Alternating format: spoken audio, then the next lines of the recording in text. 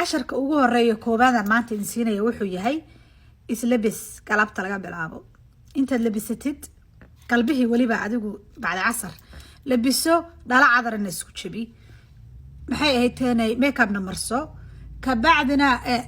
hana u bixin nimanka markay yiraahdaan makeup la'aanta fiican naturalka makeupka waa fake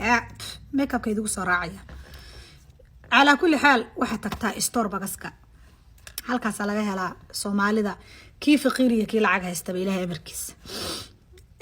waa ogtina ajaanibta maqaayadaha waaweyn baan idin diri lahaa laakiin ajaanibiga ma rabtaan baan u malaynaya soo ismayna fahmin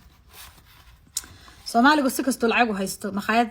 5 restaurant 5 star weligii ma tagayo